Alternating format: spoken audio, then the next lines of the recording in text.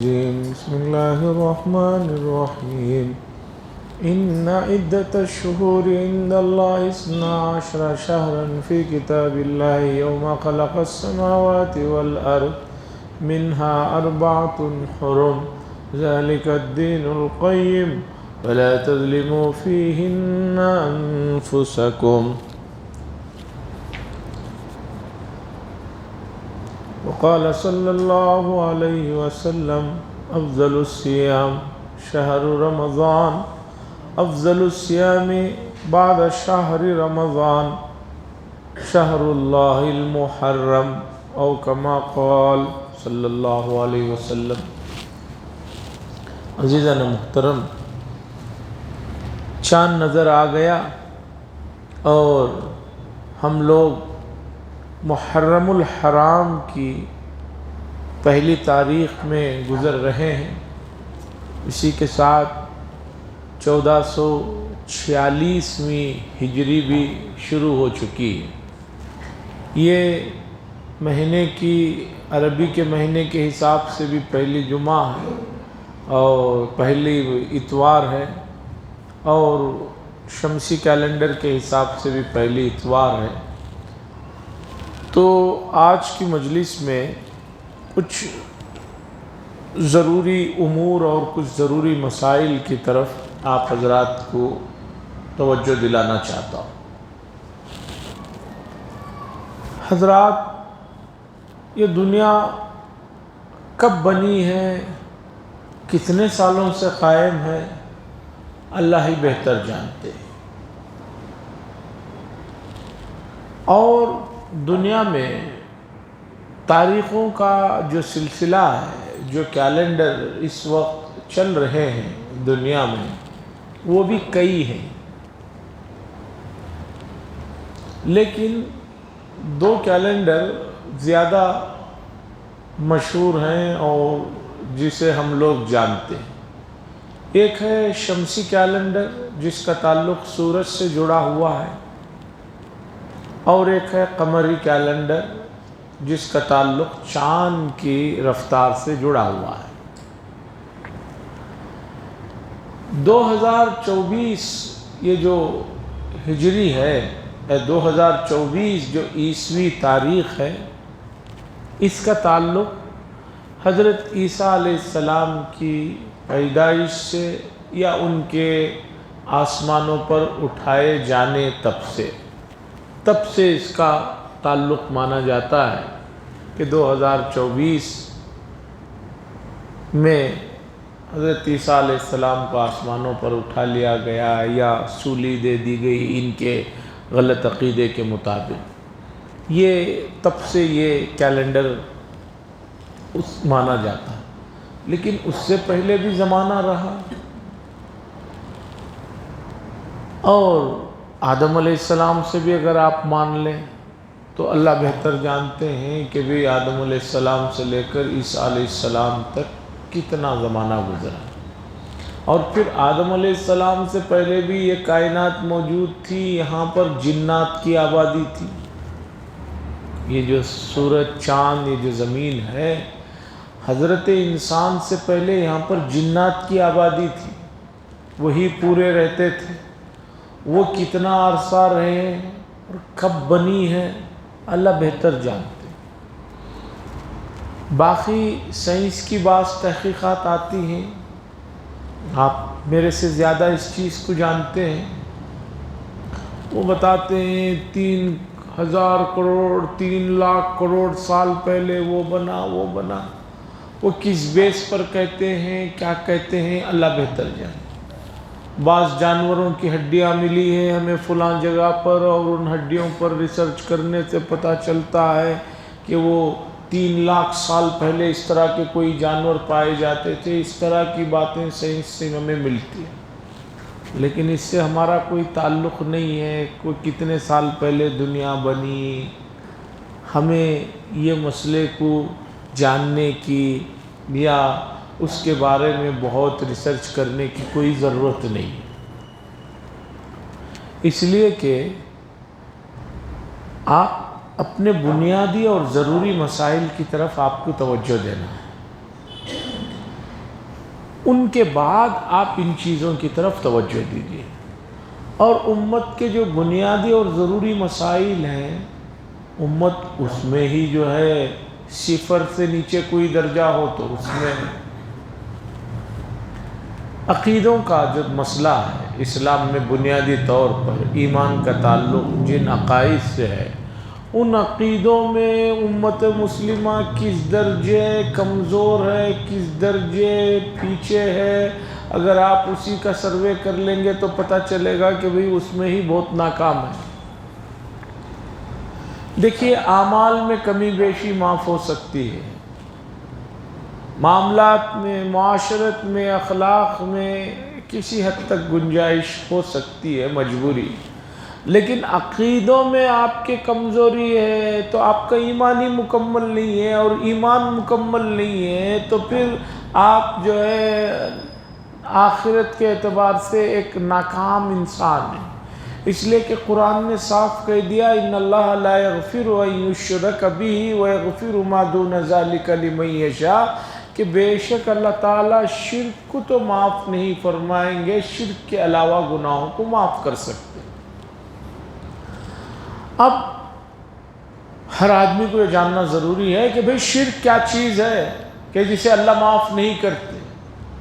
تو شرک توحید کی ضد ہے، تو اب توحید کو آپ جان لیں یا شرک کو جان لیں، ایک کو جانیں گے دوسری چیز سمجھ میں آ جائے گی۔ تعرف الاشیاء بازدادها، چیزوں کو اس کے ضد سے جانا جاتا ہے۔ اگر یہ چیز ادب ہے تو یہ بے ادبی ہے، یہ اچھی ہے تو یہ خراب ہے۔ تو اسی طرح یا تو آپ توحید کو جان لیں یا آپ شرک کو جان لیں۔ یہ اگر آپ نہیں جان رہے ہیں تو سمجھیے کہ آپ بہت بڑی غلطی میں ہیں۔ بعض احباب بعض ایسے مسائل میں اتنی زیادہ جو ہے افراط تفریط کرتے ہیں، اس کے پیچھے لگے رہتے ہیں جو کہ اس درجے کی نہیں ہے۔ مثال کے طور پر بہت پہلے کی بات ہے، 3 دوست آئے میرے پاس، آ کر انہوں نے کہا کہ ایک مسئلہ پوچھنا ہے، اور ایسا مسئلہ ہے کہ کوئی بھی لوگ اس مسئلے کا صحیح جواب نہیں دے رہے۔ اور وہ لوگ آئے تھے شیواجی نگر سے، پرانے میرے جان پہچان کے دوست احباب۔ میں اور ڈر گیا کہ بھئی جب شیواجی نگر میں بڑے بڑے علماء نے جواب نہیں دیا ہے تو میں کس درجے میں ہوں جو ان کا اس سوال کا جواب دوں۔ اور کہہ رہے ہیں کہ ہم 3 دن سے اس مسئلے کو لے کر کافی پریشان ہیں، آپ بتائیے۔ میں نے کہا کیا مسئلہ؟ جو وہاں نہیں حل ہوا تو میں کیا حل کر سکتا؟ اب سنیے، انہوں نے پوچھا ہم 3 دن سے اس تحقیق میں لگے ہوئے ہیں کہ حضرت آدم علیہ السلام کی قبر کہاں ہے، اور ہم جا رہے ہیں فلاں کے پاس گئے، فلاں کے پاس گئے، کسی نے جواب نہیں دیا۔ میں نے کہا اس مسئلے کو لے کر 3 دن سے تم 3 آدمی پریشان اور اتنی دور سے یہاں آئے اس مسئلے کو پوچھنے کے لیے۔ میں نے کہا کہ مجھے یہ تو بتائیے، اتفاقاً میں کچھ تاریخ کا مطالعہ کر رہا تھا، چند ہی دن پہلے وہ کہیں ذکر آ گیا جس میں حضرت آدم علیہ السلام کا مدفون ہے، اس میں وہ تاریخ میں ذکر تھا۔ تو میرے ذہن میں تھا، میں نے ان لوگوں سے کہا کہ بھئی میں تو ڈر گیا کوئی بہت بڑا مسئلہ ہوگا، تم جس مسئلے کو لے کر اتنے 3 آدمی 3 دن سے پریشان ہیں، مجھے بتائیے کیا یہ اسلام کا یا ایمان کا یا کوئی بنیادی بیسک مسئلہ ہے کہ آپ یہ مسئلے کو نہیں جانیں گے تو قبر میں فرشتے پکڑ کر آپ کو پیٹیں گے؟ میں نے کہا ذرا دعائے قنوت سنا دیجئے، آپ نماز جنازہ کی دعا سنا دیجئے۔ انہوں نے کہا نہیں، میں نے کہا یہ فرض ہے، پہلے یہ جا کر یاد کرو، یہ مسئلے کا کوئی تعلق۔ حضرت مولانا رشید احمد صاحب گنگوئی سے لوگوں نے پوچھا یزید پر لعنت کرنا کیسے ہے؟ حضرت نے فرمایا کہ بھئی یزید سے بڑھ کر ایک اور آدمی ہے، ابلیس لعنت اللہ، جس پر اللہ کی لعنت ہے۔ اگر تم نے اس پر بھی لعنت نہیں کی، ابلیس پر بھی، تو قبر میں یہ سوال نہیں ہوگا کہ تم نے ابلیس پر لعنت کیوں نہیں کی، فرعون پر لعنت کیوں نہیں کی۔ جب اس سے بڑے بروں پر لعنت نہ کرنے پر کوئی سوال نہیں ہے، تو قبر میں یہ نہیں سوال ہوگا کہ یزید پر تم نے لعنت کی تھی یا نہیں کی تھی۔ امت کو غیر ضروری مسائل میں شیطان بہکا کر، پھسلا کر، توجہ ہٹا کر رکھ دیا۔ امت مسلمہ کے زوال کی اگر آپ تاریخ پڑھیں گے، بغداد اور اسی طرح حلب سیریا کا شہر اور دوسرے جو شہر کسی زمانے میں دنیا بھر کے بڑے بڑے لوگ وہاں پر علم حاصل کرنے کے لیے آتے تھے، وہ کیوں برباد ہوئے، تو آپ کو پتہ چلے گا کہ وہاں امت غیر ضروری مسائل میں الجھ گئی۔ بغداد میں، عراق کے شہر بغداد میں مہینوں تک یہ مباحثے ہوتے تھے اور بحث و مباحثے ہوتے تھے اور اس پر مناظرے ہوتے تھے کہ قرآن مجید میں اللہ تعالیٰ نے اصحاب کہف کا جو واقعہ بیان کیا اور اس واقعے میں جس کتے کا ذکر کیا ہے، اس کتے کا رنگ کیا تھا۔ اس پر عراق کے شہر بغداد میں خلافت امویہ کے زمانے میں کئی مہینے بحث ہے۔ کوئی کہتا سفید ہے، کوئی کہتا کالا ہے، کوئی کہتا ہرا ہے، کوئی اسی پر ان لوگوں نے اپنی جو ہے طاقتیں اور اپنی توانائیاں برباد کی، اور اس پر بھی کئی دنوں تک بحث ہوتی رہی کہ اصحاب کہف کا کتا جنت میں جائے گا یا نہیں جائے گا۔ اس مسئلے کا اسلام سے اور بنیادی چیزوں سے کیا تعلق ہے کہ بھی وہ جائے؟ بابا بچوں دور بیٹھو، الگ الگ بیٹھو۔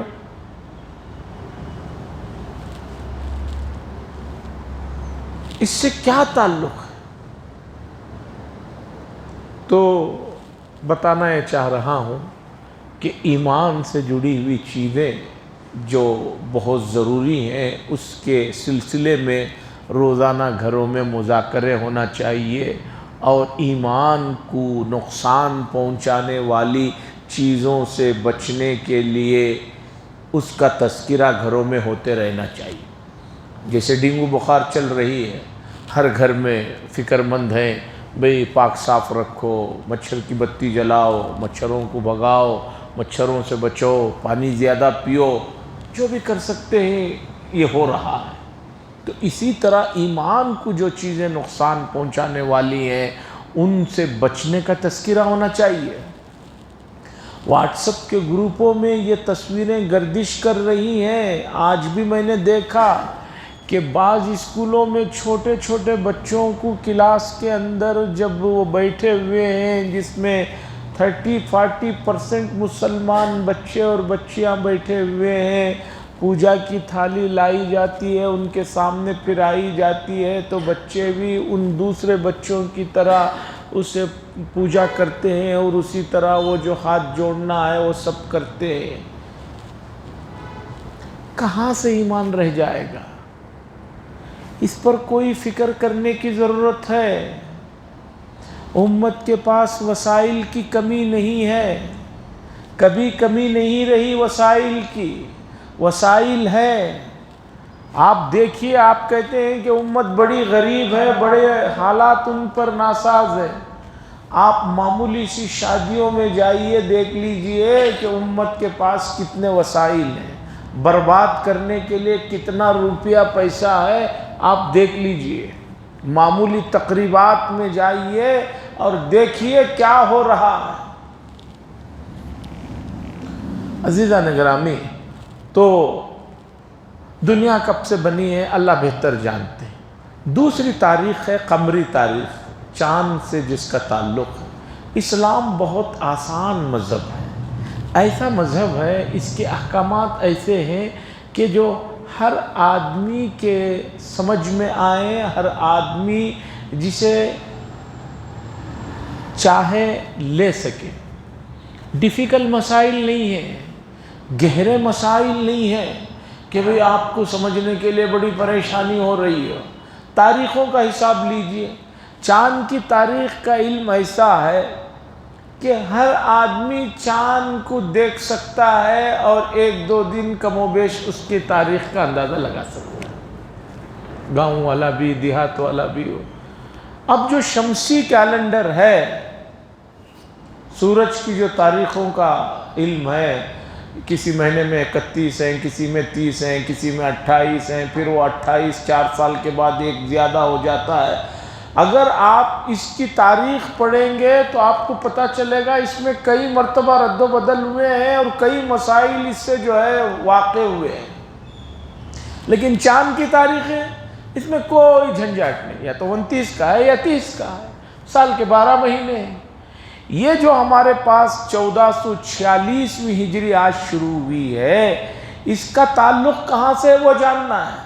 آپ کو 2024 کی تاریخ کہاں سے ہے اس کا علم آپ کو مل جائے گا، لیکن یہ 1446 کی تاریخ کا جو علم ہے اس کا تعلق ہے رسول اللہ صلی اللہ علیہ وسلم جب مکہ المکرمہ سے ہجرت کر کے مدینہ منورہ میں پہنچے ہیں، تو وہ جو پہنچے ہیں وہاں سے اس تاریخ کی ابتدا ہوئی۔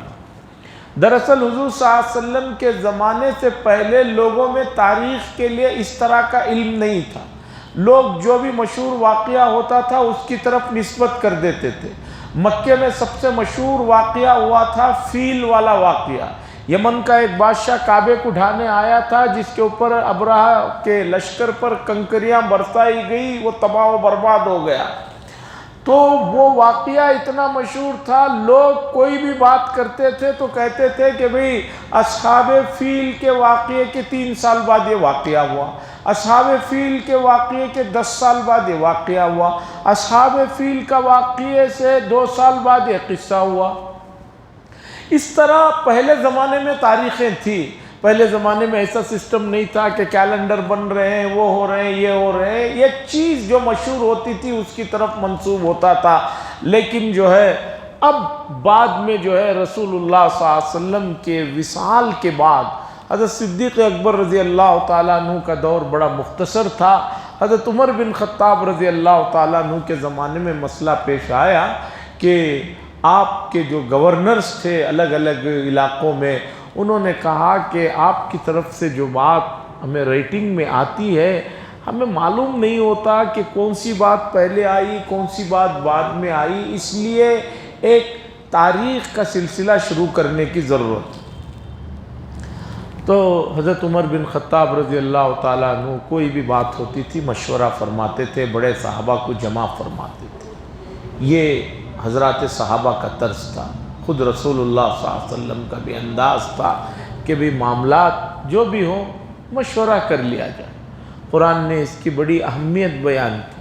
آج امت میں اس چیز کی بھی کمی ہے، معاملات میں چھوٹے بڑوں سب کو جمع کیا جائے، مشورہ کیا جائے، لیکن مشورے کی بھی اہمیت ختم ہوتی جا رہی ہے۔ ایک آدمی ایک طے کر لیتا ہے، اس کا دبدبہ ہے، وہ کہتا ہے کہ بھئی ایسا ہی ہو۔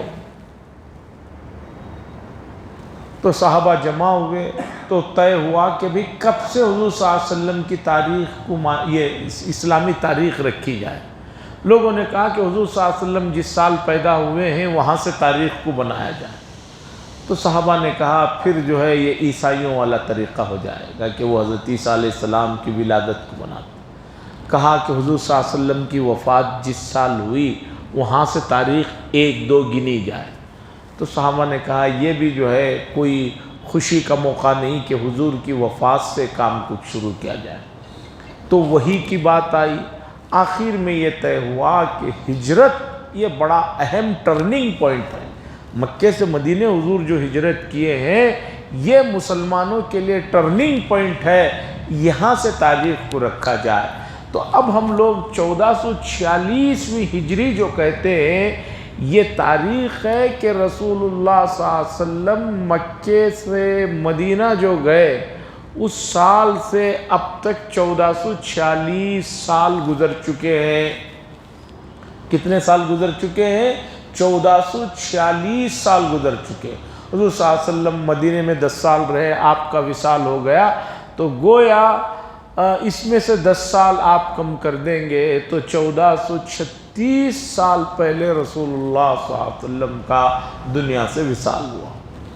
اب یہ تاریخ ہے، اور عجیب بات ہے کہ اسلام کے جو چاند کے مہینے ہیں، اللہ نے فرمایا، اللہ نے زمین و آسمان بنانے سے پہلے ہی طے کر دیا کہ 12 مہینے ہوں گے، اور اس میں سے 4 مہینے محترم ہوں گے، منہا اربعۃ حرم، اس میں سے 4 مہینے بڑے محترم ہوں گے، 3 مہینے لگاتار ہیں، ذوالقعدہ، ذوالحجہ، محرم، اور ایک رجب کا مہینہ۔ عجیب اتفاق ہے کہ سال کا پہلا مہینہ بھی محترم ہے، محرم، سال کا آخری مہینہ بھی محترم ہے، ذی الحجہ۔ اب اس درمیان میں لوگوں میں یہ جو خیالات آ گئے کہ اس مہینے میں، اس دن میں، اس وقت میں، اس جگہ میں، اس میں کچھ نحوست ہے، کچھ چیزیں ہیں، یقین مانیے ایسا کچھ نہیں ہے۔ زمانہ اللہ کا بنایا ہوا ہے، دن اللہ کے بنائے ہوئے، جگہ اللہ کی بنائی ہوئی ہے، اس جگہ میں فی نفسی ہی، اس دن میں فی نفسی ہی کوئی نحوست نہیں ہے، سب برابر ہے۔ ہاں، آپ کے لیے آپ کا وہ دن جس میں آپ گناہ کرتے ہیں، وہ دن آپ کے لیے منحوس ہے۔ جس دن آپ اللہ کی مرضی والے اعمال کرتے ہیں، وہ دن آپ کے لیے بہترین دن ہے، ورنہ فی نفسی ہی اس میں کوئی چیز نہیں۔ ایک گلاس ہے، اب گلاس میں آپ پانی ڈال کر پئیں، دودھ ڈال کر پئیں، کوئی اور اچھا مشروب پئیں، لیکن اسی گلاس میں کوئی شراب پیے، کوئی گندی چیز پیے تو وہ چیز گندی ہے، گلاس میں کوئی گندگی نہیں ہے۔ اسی طرح زمانہ محترم ہے، اس میں کیے جانے والے آپ کے اعمال کو دیکھا جائے گا۔ کتنی عجیب بات ہے کہ اسلام کا اگر پہلا ہی مہینے کو لوگوں نے منحوس بنا دیا تو ابتدا ہی غلط ہے تو انتہا بھی غلط ہو جائے گی۔ تو اس لیے زمانہ محترم ہے، اور محرم الحرام کے بے شمار فضائل ہیں۔ رسول اللہ صلی اللہ علیہ وسلم نے فرمایا، رمضان کے بعد اگر کوئی دن سب سے بہترین ہے جس میں روزہ اللہ کے نزدیک پسندیدہ ہے تو وہ یوم عاشورہ کا روزہ ہے۔ عاشورہ، عشرن کے معنی 10، اسی سے لفظ بنا ہے عاشورہ، 10واں دن۔ یہ جو 10واں دن ہے اس کی بڑی فضیلت ہے، اس لیے کہ محرم کی 10ویں تاریخ میں 2 بڑے مشہور واقعے تو پیش آئے جس کا حدیث میں ذکر ہے۔ ایک تو موسیٰ علیہ السلام اور ان کی قوم کو فرعون اور اس کے فوجیوں سے نجات اس دن ملی۔ دوسرا نوح علیہ السلام کی کشتی جو سمندر میں تیر رہی تھی 4 مہینے 10 دن تک تیرتے تیرتے جا کر جو رکی ہے جودی پہاڑ پر، وہ تاریخ بھی عاشورے کی تاریخ۔ ماہرین نے، تاریخ والوں نے اور بے شمار چیزیں لکھی ہیں، مثلا آدم علیہ السلام کی توبہ جو قبول ہوئی وہ یوم عاشورہ کے دن، اور حضرت نوح علیہ السلام، حضرت ادریس علیہ السلام کو آسمانوں پر اٹھایا گیا وہ بھی 10 تاریخ کو، حضرت یونس علیہ السلام مچھلی کے جو پیٹ میں تھے ان کو باہر جو نجات اس سے ملی وہ بھی 10 تاریخ کو تھی، ایوب علیہ السلام ایک لمبا عرصہ رہنے کے بعد ان پر رحمت کی جو اللہ کی طرف سے بارش ہوئی جس سے وہ شفا یاب ہوئے وہ بھی 10ویں تاریخ تھی، حضرت ابراہیم علیہ السلام کو نمرود کے آگ سے جو نجات ملی وہ بھی 10ویں تاریخ تھی۔ یہ سب چیزیں بھی تاریخ کے حوالے سے بیان کی جاتی ہیں، یہ ہو نہ ہو اس سے کوئی اس مہینے کی فضیلت میں کمی آنے والی نہیں ہے، یہ مہینہ محترم ہے۔ لیکن کتنی عجیب بات ہے کہ آج سے 1446 میں 60 کم کر دیجئے، 60ویں ہجری میں ایک واقعہ پیش آ گیا جس میں حضرت حسین رضی اللہ تعالیٰ عنہ کی شہادت واقع ہو جاتی ہے عراق میں، تو اس کے بعد لوگوں نے اس شہادت کو جو اتفاقاً 10 محرم الحرام کی تاریخ میں جمعہ کے دن پیش آئی، سن 60 میں 10 محرم الحرام کا تاریخ جمعہ کے دن پیش آئی، تو جمعہ کے دن حضرت حسین رضی اللہ تعالیٰ عنہ کی شہادت ہو گئی۔ اس کے بعد اس زمانے میں حضرت حسین رضی اللہ تعالیٰ عنہ کے جو دوست بنے ہوئے تھے وہ اکثر لوگ دھوکہ دے رہے تھے، انہوں نے اس کے بعد اسلام میں غیر اسلامی تصور نحوست کا اور برائی کا ڈال دیا۔ ہم یہ کہتے ہیں کہ شہادت تو بڑا درجہ ہے، شہادت سے بڑا کوئی درجہ نہیں ہے۔ حضور صلی اللہ علیہ وسلم نے فرمایا انسان کے آنکھوں سے نکلا ہوا آنسو اور اللہ کے راستے میں کسی آدمی کا نکلا ہوا ایک خون کا جو قطرہ ہے اس سے بڑھ کر کوئی چیز نہیں ہے۔ اگر حضرت حسین کی شہادت ہی نحوست کا مسئلہ ہے تو سب سے بڑی شہادت تو حضرت عمر بن خطاب کی بھی۔ حضرت عمر بن خطاب بہت بڑے ہیں مقام اور مرتبے میں۔ حضرت علی جو حضرت حسین رضی اللہ تعالیٰ عنہ کے والد ہیں ان کو بھی شہید کیا گیا۔ آپ اس طرح نکالیں گے تو سال کے ہر مہینے میں 4-5 دن آپ کو جو ہے اسی کے غم کے ملیں گے۔ اور حضور صلی اللہ علیہ وسلم نے منع فرمایا کسی آدمی کو کسی کے انتقال کے بعد سوائے عورت کو کہ وہ اپنے شوہر کا 4 مہینے 10 دن سوگ منائے گی، کسی آدمی کو 3 دن سے زیادہ سوگ منانے کی اجازت نہیں۔ تو یہ جو عقیدوں میں فرق آیا ہے اس کی بنیادی وجہ یہ ہے کہ ہم اس پر کام نہیں کر رہے ہیں۔ ایمانیات پر بے شمار کتابیں ہیں قرآن و حدیث کی آیات سے اخذ کیے، اس لیے کہ ایمان بعض مرتبہ چھوٹی چیزوں سے بھی چلے جاتا ہے۔ ایک آدمی داڑھی کا مذاق کر دیا، کسی سنت کا مذاق کر دیا، ایمان چلا جائے۔ اور شیخ بن باز رحمہ اللہ سعودی عرب کے ایک مفتی اعظم سابق سے سابق مرحوم ہو گئے، وہ انتقال ہو گیا ان کا، انہوں نے لکھا ہے، کتنی گہری بات لکھی ہے دیکھیے، انہوں نے لکھا ہے کوئی آدمی اگر یہ کہے کہ اسلامی قوانین سے بہتر دنیا کے کسی ملک کی پارلیمنٹ میں بنایا ہوا قانون اچھا ہے، اسلام میں جو قوانین ہیں ان سے بہتر ان کے قوانین ہیں، اگر کوئی یہ کہتا ہے، یہ سوچتا ہے تو وہ ایمان سے اور اسلام سے نکل جائے گا، وہ ایمان سے نکل جائے گا۔ اب آپ سوچئے کیا ہو رہا ہے کہ لوگوں نے اسلام کو، ایمان کو اتنے ہلکے میں لے لیا ہے کہ وہ یہ سمجھ رہے ہیں کہ میں رات کو کلمہ پڑھ کر جو سو جاتا ہوں، صبح کلمہ پڑھ کر جو اٹھ جاتا ہوں، باقی صبح سے شام تک کچھ بھی اسلام اور ایمان کے بارے میں کہتا رہوں، میرا ایمان بالکل پتھر کی طرح مضبوط ہے، کچھ بھی اس میں کمی نہیں ہے۔ حدیث ہے ترمذی شریف کی، رسول اللہ صلی اللہ علیہ وسلم نے فرمایا یصبح الرجل مؤمنا ویمسی کافرا، آدمی صبح میں تو مومن ہوتا ہے، شام ہوتے ہوتے وہ کافر ہو جاتا ہے، شام میں مومن رہتا ہے، صبح کافر ہو جاتا ہے۔ کون سی بات ایسی زبان سے نکال دیتا ہے جس سے ایمان چلے جاتا ہے؟ اس لیے عزیزان محترم، اسلام کے بنیادی عقیدوں کو سمجھیے، اسلام کا جو نظام ہے اسے سمجھیے، خاص طور پر اسلام کیا ہے۔ اس موضوع پر ایک کتاب ہے، بہت شاندار رائٹر ہیں، اور 3 زبانوں میں تو میں نے دیکھا ہے اس کتاب کو، انگریزی میں ہے، ہندی میں ہے، اردو میں ہے۔ اسلام کیا ہے، واٹ از اسلام، مولانا منظور نعمانی صاحب، انہوں نے اس میں اسلام کے جو بنیادی اور بیسک عقیدے ہیں ان کو ذکر کیا ہے۔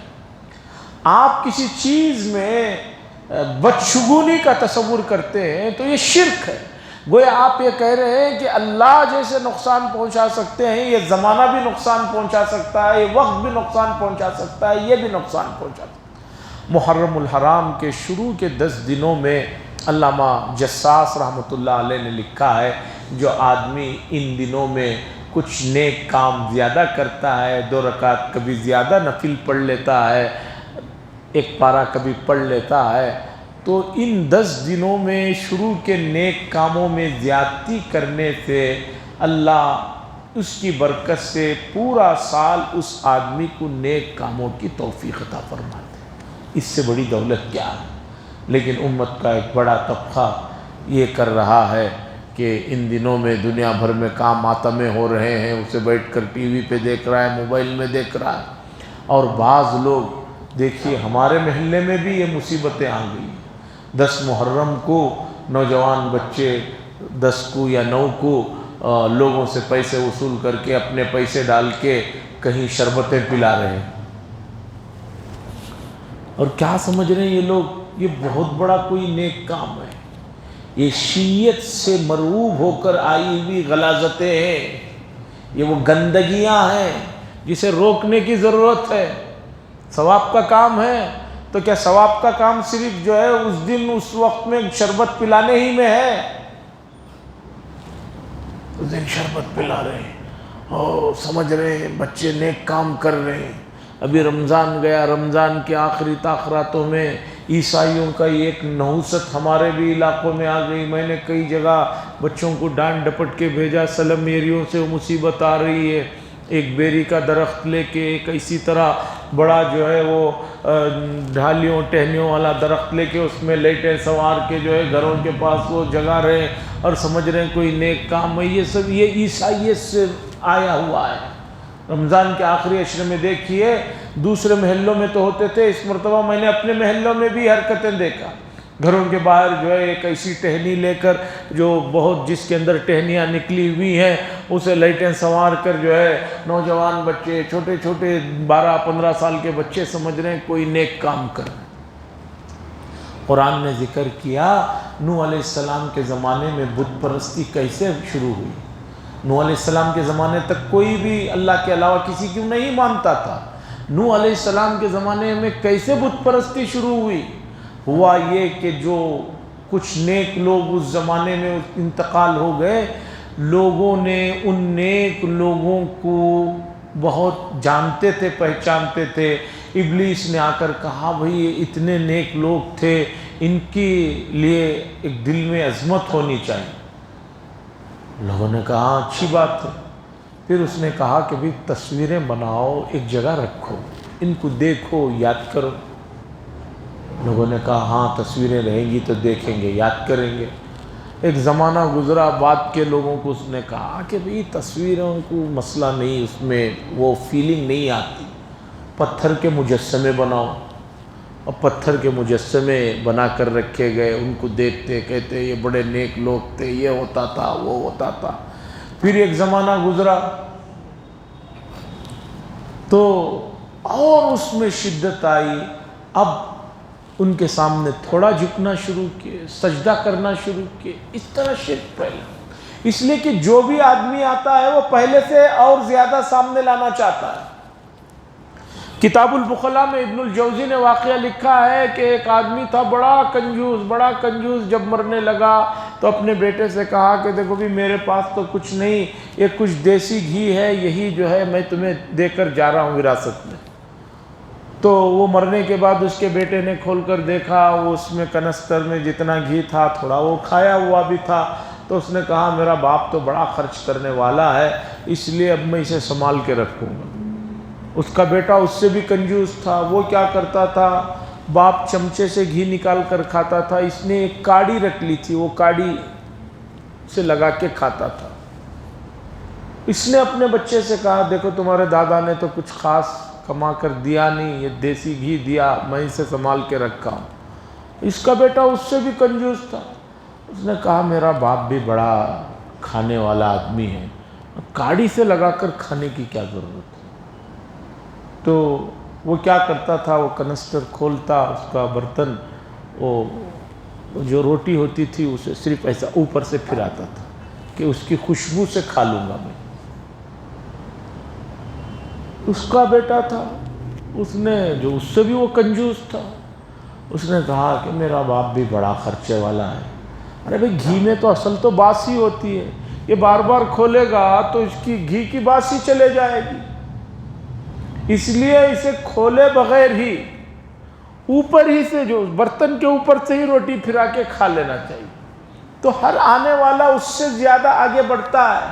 یہ جو چیزیں ہو رہی ہیں شربتوں کو یہ سے جو ثواب سمجھ کر رہے ہیں، یہ بالکل غلط ہے۔ یہ عقیدے میں ان عقیدوں کو جو ہے مضبوط کرنے والی چیزیں ہیں۔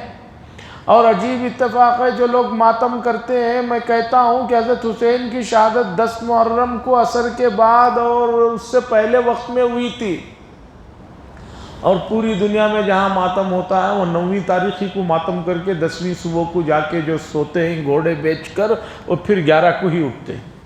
اصل وقت جب شہادت کا تھا اس وقت پورے سو رہے تھے۔ عزیزان گرامی، یہ سب چیزیں ہیں جو اسلام میں غیر غلط آ گئے ہیں۔ یہ مہینہ محترم ہے، اس میں کرنے والا کام 16 تاریخ کو منگل ہے، 17 تاریخ کو چارشنبہ ہے، 17 تاریخ کو یوم عاشوراء ہے، 17 جولائی آپ روزہ رکھنا چاہتے ہیں تو 16 اور 17 کو رکھیے، یا 17 اور 18 کو رکھیے۔ یہ کام ہے۔